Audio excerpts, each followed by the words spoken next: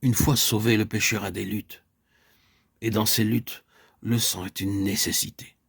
Par le fait que c'est en réalité avec Satan que le pécheur sauvé se trouve aux prises, Satan n'est plus son maître. Satan n'est plus son Seigneur. Il n'est plus celui auquel on est asservi. Mais il n'a pas pris son parti de la situation. Et il va désormais concentrer ses efforts dans un autre sens.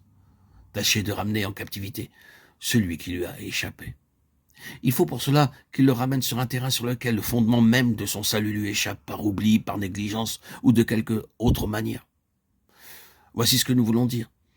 Dans la bataille qu'il a livrée, c'est surtout avec Satan comme accusateur que le pécheur sauvé a affaire. La parole de Dieu l'appelle l'accusateur des frères. Car il a été précipité, l'accusateur de nos frères, celui qui les accusait jour et nuit devant notre Dieu.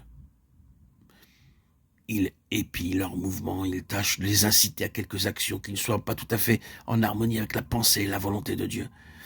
Il essaye par tous les moyens de leur faire un faux pas, de provoquer une parole malheureuse, d'inspirer un mauvais sentiment. Et alors, quand vous glissez, quand vous trébuchez, quand vous commettez la faute sur laquelle il comptait, immédiatement il fond sur vous pour vous accuser de péché, pour vous faire peser sur vous un sentiment de condamnation. Et quand vous aurez ainsi perdu tous vos moyens, il vous fera sentir que vous avez grandement contristé le Seigneur, que par conséquent le Seigneur vous a abandonné et s'est retiré de vous.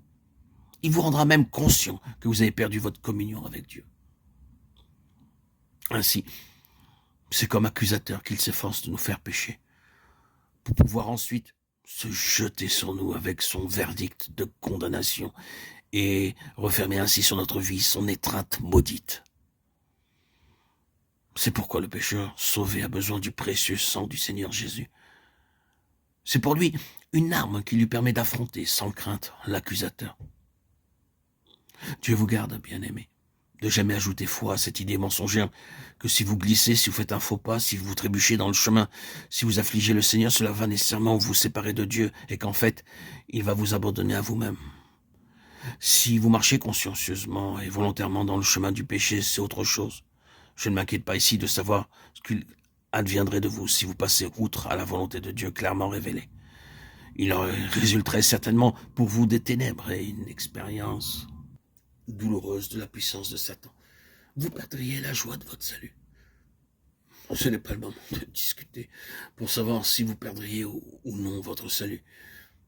Mais il est certain qu'en persistant dans le péché, vous perdriez toute la joie et toute la satisfaction que votre salut vous avait procuré. Mais ce n'est pas de la persistance dans le péché que je m'occupe ici. C'est de la faute occasionnelle. C'est de l'accident dont immédiatement l'ennemi s'empare quand il a réussi à le provoquer, pour l'exploiter à son profit en nous accusant et en nous faisant retomber sous la condamnation. Il existe un moyen de mettre fin à cette situation. Ce moyen, c'est le sang du Seigneur Jésus.